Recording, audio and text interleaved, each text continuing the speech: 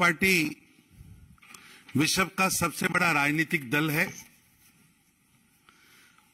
और देश में सबसे अधिक विधायक, सबसे अधिक सांसद, राज्यों में सरकारें और केंद्र में लगातार दूसरी बार आदरणीय प्रधानमंत्री श्री नरेंद्र मोदी जी के नेतृत्व में सरकार है। भारत की जनता ने खूब आशीर्वाद प्रधानमंत्री श्री नरेंद्र मोदी जी के कामों पर दिया है और निश्चित रूप में तीसरी बार भी 2024 में मोदी जी के नेतृत्व में देश में एक तगड़ी सरकार बनेगी। देश के यशस्वी प्रधानमंत्री आदरणीय नरेंद्र मोदी जी के नेतृत्व में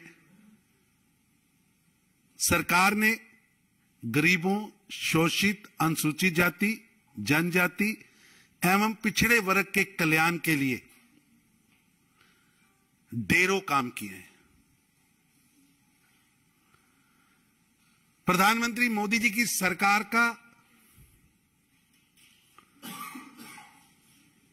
गरीबों के लिए, गरीबों के जीवन में परिवर्तन लाना, गरीबों के जीवन को ऊपर उठाना, यही मुख्य लक्ष्य रहा है।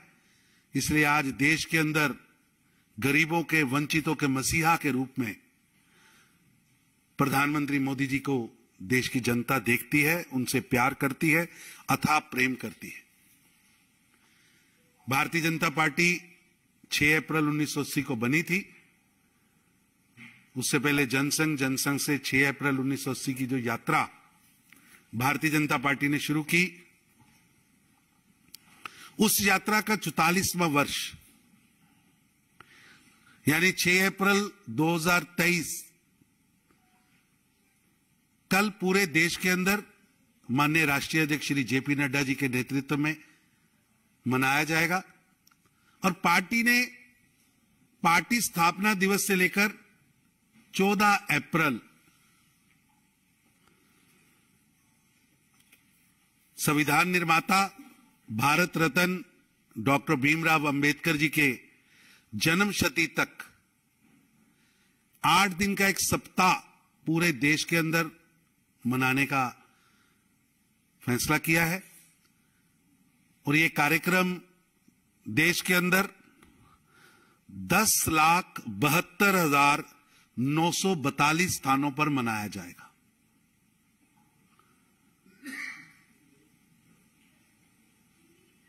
इस कार्यक्रम की शुरुआत कल सुबह 9:15 में पार्टी के राष्ट्रीय अध्यक्ष श्री जगत प्रकाश नड्डा जी केंद्रीय कार्यालय में, जो नया एक्सटेंशन बना है, वहां पर पार्टी के ध्वज का ध्वजारोहण करेंगे और उसी तरह 9:15 बजे प्रदेशों के सभी पार्टी मुख्यालयों में प्रदेश अध्यक्ष ध्वजारोहण करेंगे। सभी जिलों के अंदर पार्टी के 978 जिलों में यह कार्यक्रम वहां के जिलाध्यक्ष करेंगे।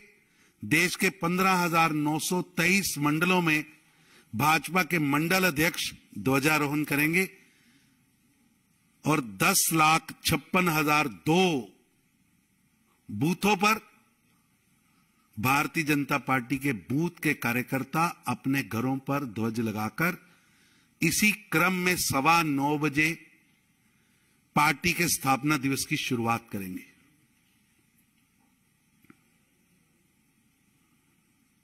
उसके बाद 9:45 पर 10,72,942 स्थानों पर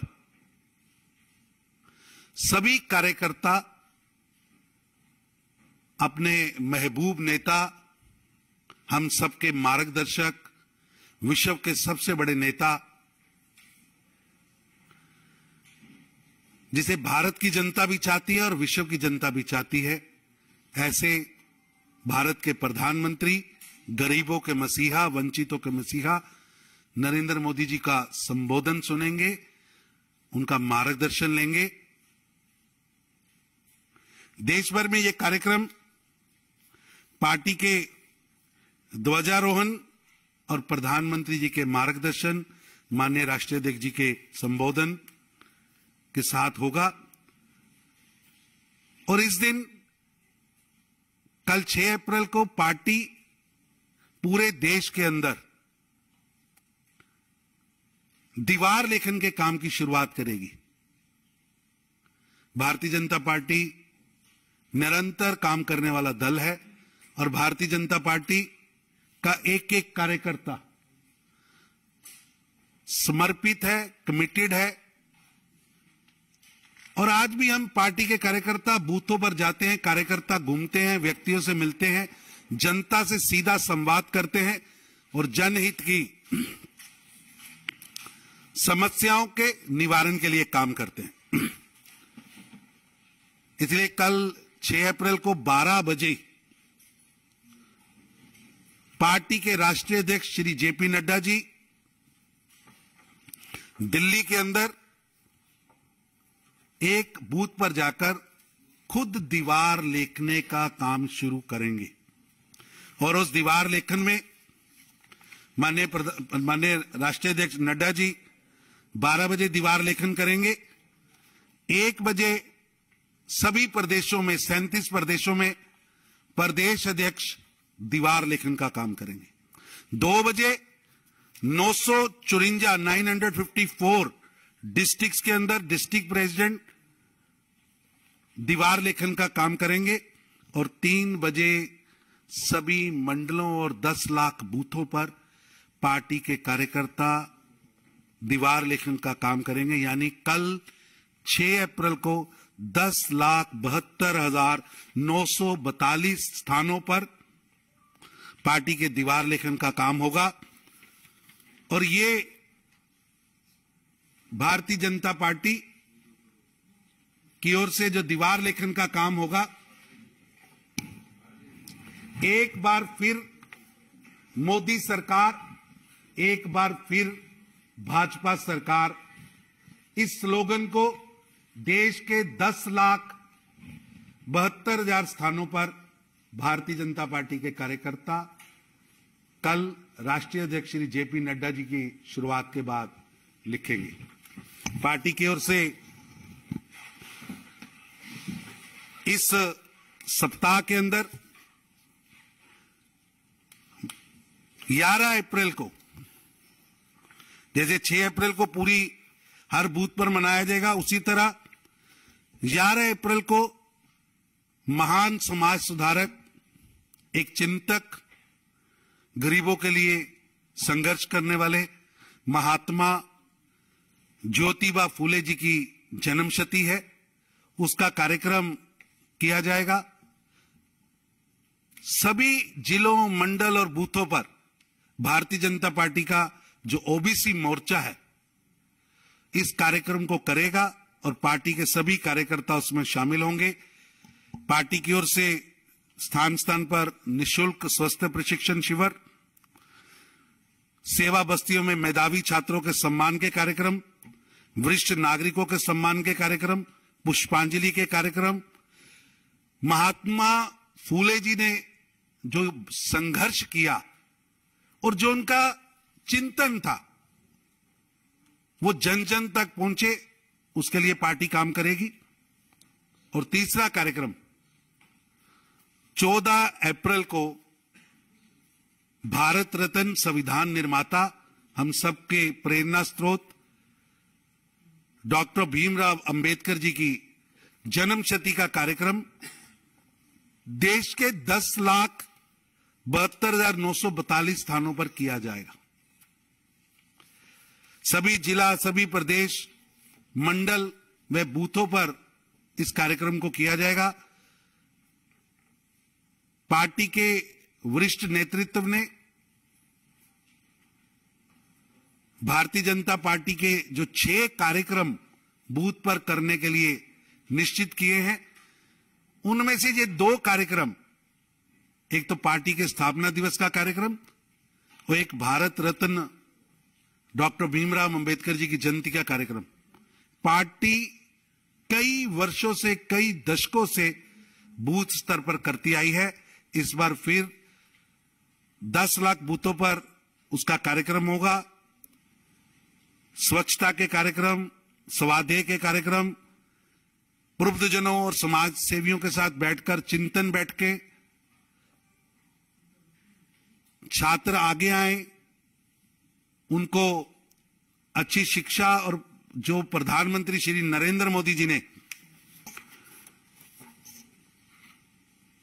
पंच तीर्थों का निर्माण किया है, जिस तरह इस देश के अंदर सबको साथ लेकर चलना, सबके विकास की चिंता प्रधानमंत्री मोदी जी ने की है। गरीबों और वंचितों को सम्मान, अधिकार देना, उनके लिए लड़ना, उनके लिए कार्य करना, उनकी स्कीम्स बनाना, उन स्कीम्स के माध्यम से उनके जीवन स्तर को ऊपर लाने का काम सरकार ने किया है। ये भी सभी चर्चाएं हम अपने बूथों पर बैठे कार्यकर्ताओं के साथ और जन जन के बीच में जाएंगे और सेवा और रचनात्मक कार्यक्रमों के माध्यम से कार्यकर्ता संकल्प भी लेंगे कि डॉक्टर भीमराव अंबेडकर जी, महात्मा फूले, ये दो महान शख्सियतें, दो महान चिंतक, इन चिंतकों का चिंतन हम सबके कार्य का हिस्सा भी है और इससे सीखकर हम समाज में बड़ा परिवर्तन लाएं, उसके लिए भारतीय जनता पार्टी काम करेगी। और ये कार्यक्रम हर एक बूथ स्तर पर किया जाएगा। पार्टी ने इसके लिए पूरी टोली बनाई है और बहुत उत्साह है कार्यकर्ताओं में। कल 6 अप्रैल गरीबों के मसीहा, वंचितों के मसीहा, विश्व के सबसे बड़े नेता नरेंद्र मोदी जी के मुख से पार्टी स्थापना दिवस पर मार्गदर्शन सुनने का, जिसकी केंद्र पार्टी से लेकर, केंद्रीय कार्यालय से लेकर एक बूथ पर बैठे कार्यकर्ता तक, सभी कार्यकर्ता करोड़ों की तादाद में उसे सुनेंगे। ये 3 कार्यक्रम और दीवार लेखन का 4 कार्यक्रम पार्टी की ओर से तय हुए हैं और ये कल से शुरू होंगे। इस पर किसी ने कोई, आपके मन में कोई बात है तो कोई भी पूछ सकता है। कार्यक्रम 9 बजे शुरू होगा, 9:15 बजे ध्वजारोहण होगा, फिर कुछ लोकल कार्यक्रम होंगे, सांस्कृतिक कार्यक्रम होंगे, पार्टी के बारे में एक 10 मिनट की पिक्चर भी दिखाई जाएगी पार्टी के कामों पर, क्योंकि भारतीय जनता पार्टी ने कोविड में सेवा ही संगठन के नाम पर अपने देश भर के कार्यकर्ताओं को किस तरह कोविड से लड़ने के लिए खड़ा किया। एक ऐतिहासिक विजय प्रधानमंत्री मोदी जी के नेतृत्व में जन सेवा का काम किया है। 9:45 पर लाइव देश भर के 10 लाख स्थानों पर भाजपा के कार्यकर्ता, 10,72,942 स्थानों पर भाजपा के कार्यकर्ता अपने महबूब नेता, प्रिय नेता, गरीबों के मसीहा प्रधानमंत्री मोदी जी को सुनेंगे।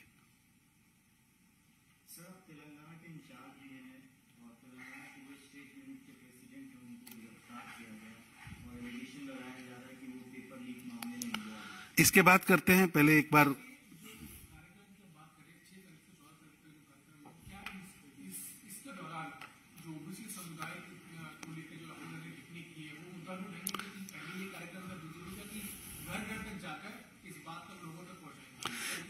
सामाजिक न्याय सप्ताह हम काफी वर्षों से मनाते आ रहे हैं। हर वर्ष कोई ना कोई नए तरीके से हम जनता में इन महान चिंतकों की बात लेके जाते हैं और इस बार भी भारतीय जनता पार्टी सकारात्मक तरीके से इन महान चिंतकों की चिंतन के बिंदुओं को चर्चा में भी लाएंगे और अपने कार्य में भी बढ़ाएंगे। जो जाति सूचक शब्द राहुल गांधी जी ने कहे थे, अदालत ने उसके बिहाफ पर सजा दी है कानून अपना काम कर रहा है और कानून सबसे ऊपर है। किसी भी वंश या किसी खास व्यक्ति से ऊपर कानून नहीं, कानून से ऊपर नहीं है, कानून सबके ऊपर है। गौरव जी एक महत्वपूर्ण विषय पर आप सबसे बातचीत करेंगे और फिर हम तेलंगाना के विषय पर बात करेंगे। गौरव भाटिया जी। हाँ जी।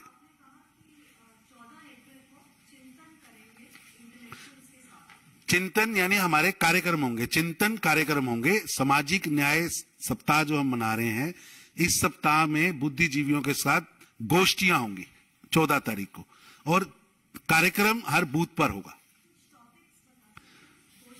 ऐसा कि प्रधानमंत्री मोदी जी के नेतृत्व में जो सरकार के 9 वर्ष हुए हैं, उसमें सरकार ने कई योजनाएं चलाई हैं, 5 तीर्थों का निर्माण किया है।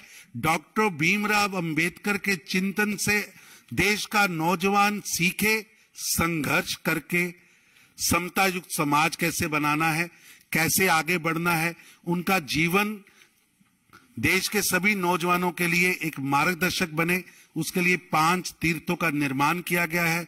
हर तीर्थ में उस तीर्थ की बारे में और उनके जीवन के बारे में बताया गया है।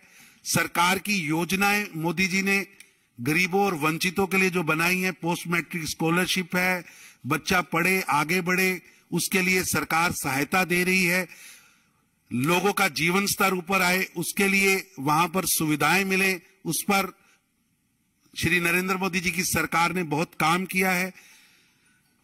घर देना, गैस देना, हर घर में पीने का पानी पहुंचाना, हर घर में बिजली का कनेक्शन पहुंचाना, वंचित समाज, गरीब समाज के लिए मेडिकल इंश्योरेंस।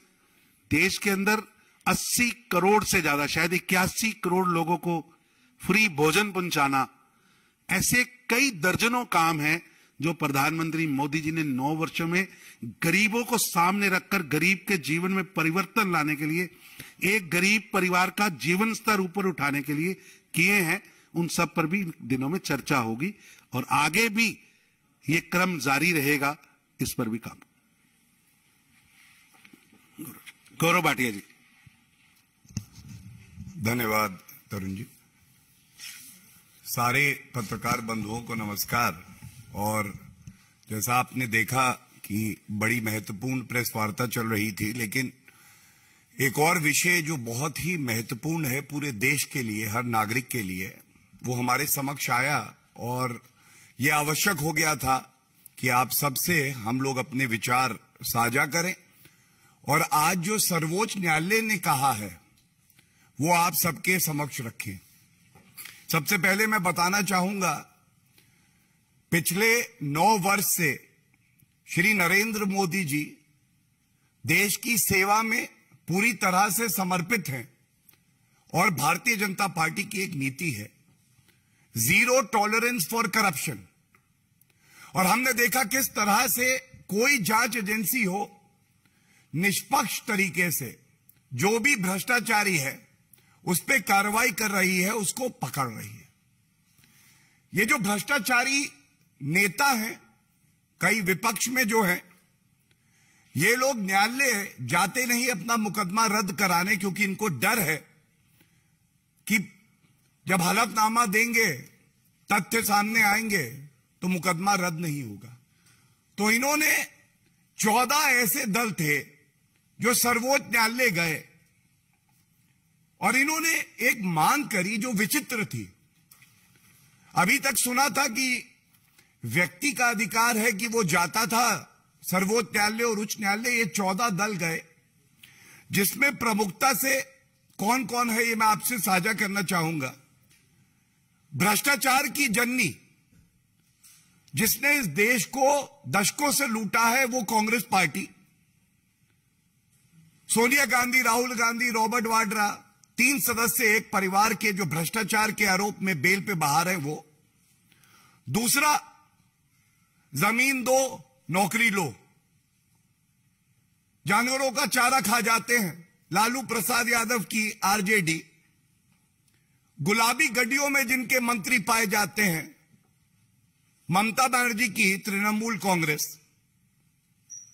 कट्टर ईमानदार का सर्टिफिकेट देने वाले और जिनके पूर्व उप मुख्यमंत्री कट्टर बेईमान पाए गए और बेल नहीं मिल रही है, और दूसरे मंत्री करीब करीब 10 महीने से जेल में है, उनको भी बेल नहीं मिली।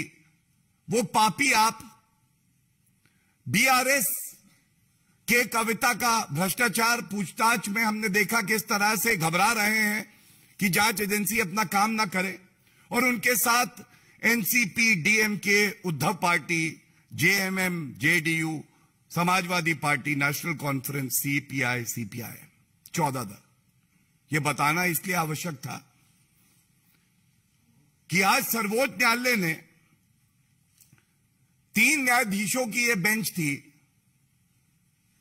जिसमें chief justice of India head कर रहे थे ये बेंच, और उन्होंने जो टिप्पणी करी और इस याचिका को निरस्त किया, तो क्या कह के किया? यह हर नागरिक के लिए गर्व की बात है कि इस देश में इतना मजबूत लोकतंत्र है जहां एक तरफ भ्रष्टाचारी हैं जिनके शब्दों का ना वजन है ना मूल्य है, और दूसरी तरफ हमारे सर्वोच्च न्यायालय का पवित्र फैसला है। एक तरफ भ्रष्टाचारी, दूसरी तरफ जनता, एक तरफ ये भ्रष्टाचारी दल, दूसरी तरफ एक ईमानदार प्रधानमंत्री और जांच एजेंसी। तो आज सर्वोच्च न्यायालय ने जो कहा, सबसे पहले उन्होंने कहा कि अगर आप नेता भी हैं तो आपको कोई अधिकार नहीं है कि आपके लिए अलग कानून होगा। कानून सबके लिए बराबर है और कानून की नजर में हर व्यक्ति बराबर है। कानून सबके लिए बराबर है और कानून की नजर में हर व्यक्ति बराबर है, इसलिए हम आपकी याचिका को एंटरटेन नहीं करेंगे। दूसरी बात उन्होंने यह भी कही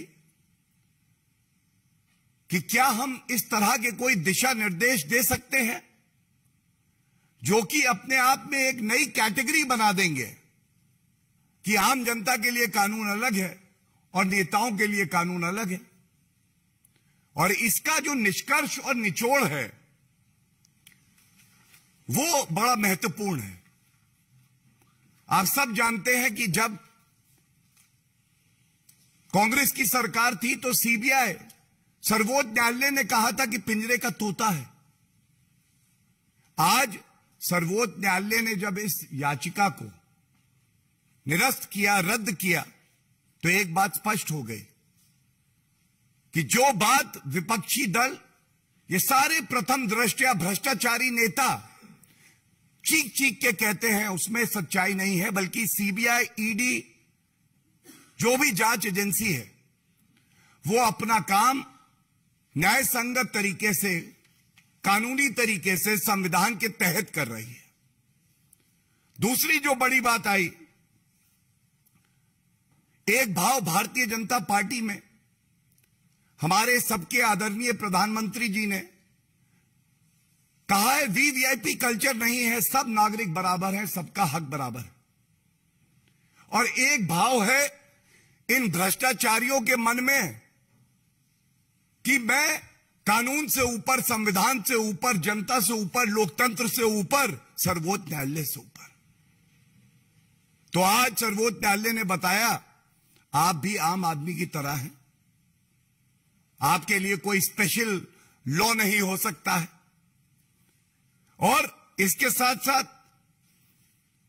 एक बात और स्पष्ट कर दें, जब श्री नरेंद्र मोदी जी की सरकार, जांच एजेंसियां अपना काम कर रही हैं और जनता जानती है हमारी पॉलिसी है जीरो टॉलरेंस फॉर करप्शन, तो आज यह स्पष्ट हो गया है अगर किसी भ्रष्टाचारी को यह गलतफहमी है कि वो भ्रष्टाचार करके बच जाएगा, कानून का लंबा हाथ उसकी गर्दन तक नहीं पहुंचेगा, तो मोदी जी की सरकार में यह संभव नहीं है। भ्रष्टाचार करोगे तो जेल भी जाओगे, और भ्रष्टाचार करोगे एक एक रुपया जनता का वसूला जाएगा।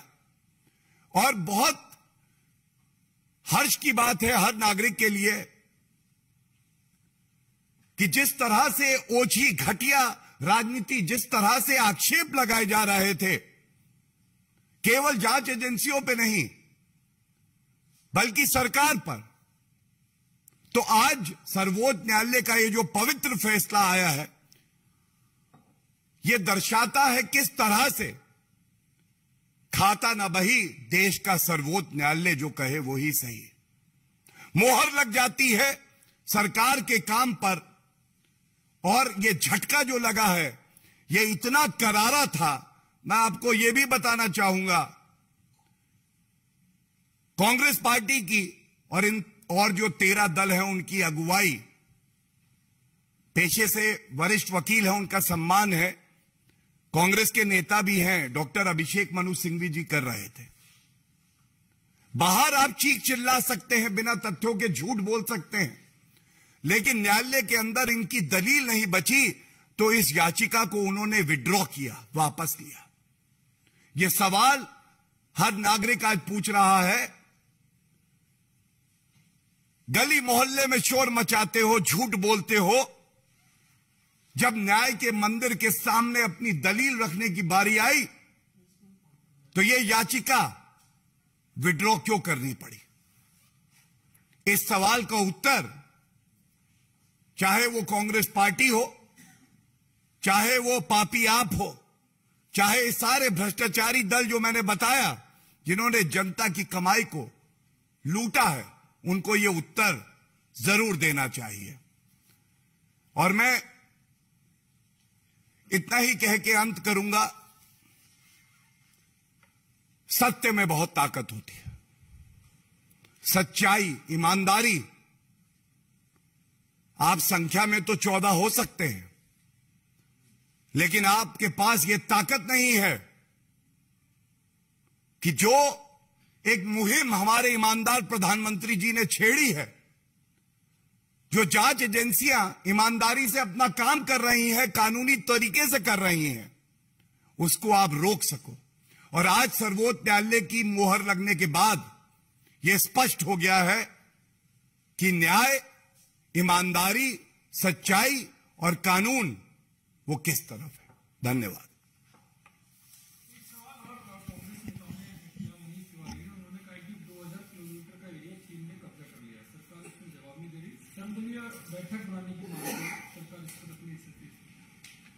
देखिए, मैं इतना ही कहूंगा कि जो विषय मैंने उठाया, अगर उस पर कोई सवाल हो तो मैं वो सवाल पहले लेना चाहूंगा और उसके बाद आपके प्रश्न का उत्तर हम लोग जरूर देंगे।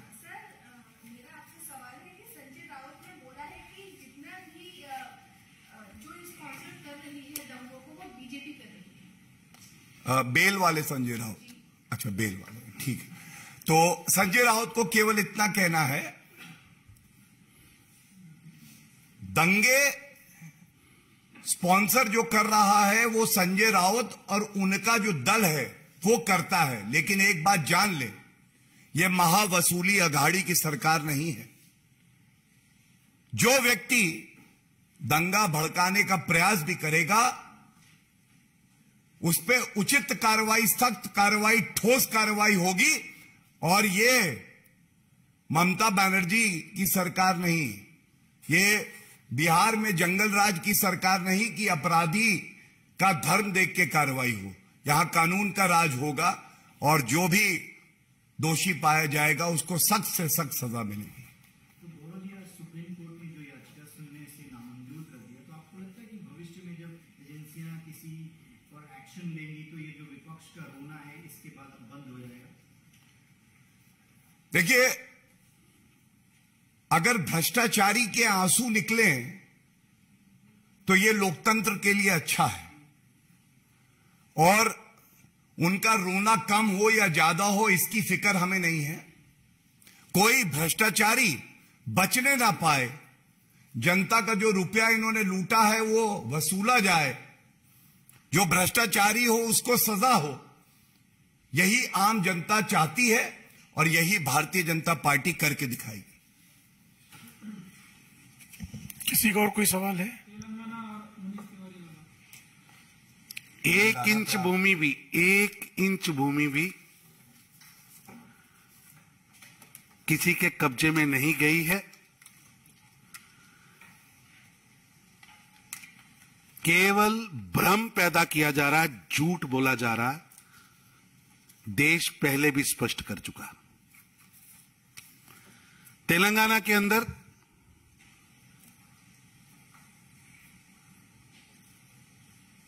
कल रात को जो खेल खेला गया है वो असंवैधानिक भी है और गैर कानूनी भी है। भारत की सबसे बड़ी पंचायत लोकसभा के सदस्य को, जबकि हाउस चल रहा हो, उनके घर से जबरन बिना वारंट दिखाए, बिना एफआईआर दिखाए, बिना कुछ बताए उठा लिया जाता है और झूठे मनगढ़ंत पर्चा उन पे दर्ज कर दिया जाता है।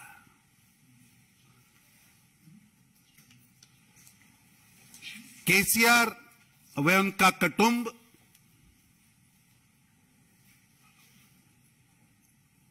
भ्रष्टाचार में पूरी तरह फंसा हुआ है।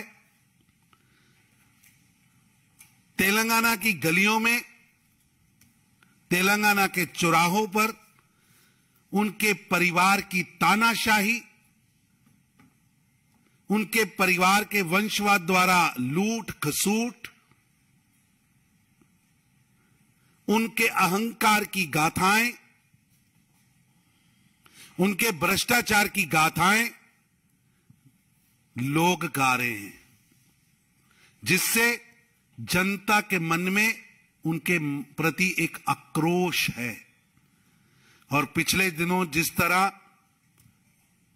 स्टेट पीसीएस के, पब्लिक सर्विस कमीशन के एग्जाम का पेपर लीक हुआ, जिससे हजारों नौजवान आक्रोशित होकर सड़कों पर उतरे। भारतीय जनता पार्टी उन्हें न्याय दिलाने के लिए तेलंगाना के नौजवानों के साथ खड़ी थी और उस आंदोलन में हमने पार्टिसिपेट किया। वो आंदोलन हम आज भी लड़ रहे हैं।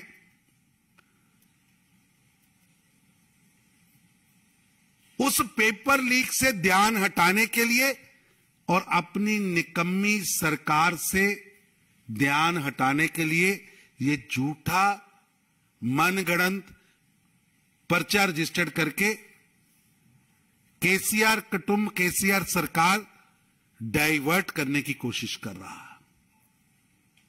हमारा आंदोलन तेलंगाना की जनता के लिए है, हमारा आंदोलन तेलंगाना के छात्रों के लिए है। भारतीय जनता पार्टी का वो आंदोलन जारी रहेगा।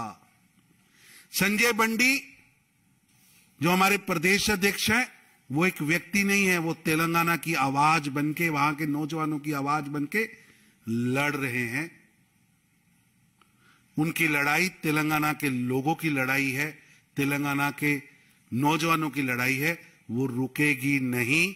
आज भी पूरे तेलंगाना के हर मंडल स्तर पर केसीआर सरकार का पुतला दहन हुआ है और आगे भी वहां के लोगों की लड़ाई भारतीय जनता पार्टी तेलंगाना लड़ती रहेगी। लेकिन ये अलोकतांत्रिक, असंवैधानिक, गैर कानूनी जो काम केसीआर ने किया है, केसीआर की सरकार ने किया है, ये उनकी निराशा, हताशा और कुंठित जो उनका मन है, घबराहट है, उसको प्रदर्शित कर रहा है। निश्चित रूप से केसीआर साहब समझ रहे हैं, उनको समझ आ गया है कि अब उनके परिवार की तानाशाही, उनके परिवार के भ्रष्टाचार, उनके परिवार के वंशवाद की लूट का जमाना जाने वाला है। भारतीय जनता पार्टी संजय बंडी जी की गैर कानूनी गिरफ्तारी का, उन पर डाले गए मनगढ़ंत आरोपों का खंडन भी करती है और हमारा संघर्ष जारी रहेगा। विपक्ष कह रहा है बीजेपी भ्रष्टाचारियों की वॉशिंग मशीन है। भारतीय जनता पार्टी लगातार 26 मई 2014 से हमारी प्रधानमंत्री श्री नरेंद्र मोदी जी के नेतृत्व में जो पहली कैबिनेट हुई थी, उसका पहला प्रस्ताव था जीरो टॉलरेंस ऑन करप्शन, और उस पर पल पल दिन दिन हमने पहरेदारी भी दी है और उस पर लगातार काम किया है। एक जमाना था कि आप बोफोर्स तोपों की दलाली भी करो, आप चारा भी खाओ, 12 लाख करोड़ रुपए का घोटाला भी करो, कोला भी खा जाओ, कॉमनवेल्थ गेम्स में घोटाला करो और बड़ी बड़ी गाड़ियों और जहाजों में घूमो। श्री नरेंद्र मोदी जी के नेतृत्व में लगातार भ्रष्टाचारियों पर शिकंजा भी कसा है और लूट का पैसा देश के खजाने में भी आया है। आज राहुल गांधी जी के नेतृत्व वाली कांग्रेस कोर्ट गई है, लेकिन इनके पिताजी राजीव गांधी कहते थे हम 100 रुपया दिल्ली से भेजते हैं और 14 रुपये गरीब के पास पहुंचते हैं। 80 के दशक में, बीच में अभी 4 से 14 के घोटालों की सरकार अलग।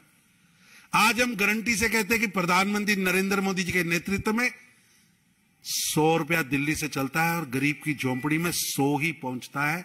ये हमारी कमिटमेंट है और एक भी ऐसा व्यक्ति नहीं है जिसको हमने बचाया हो। भ्रष्टाचारी भ्रष्टाचारी है, उसकी जात धर्म पंथ पार्टी ये हमारी सरकार नहीं देखती।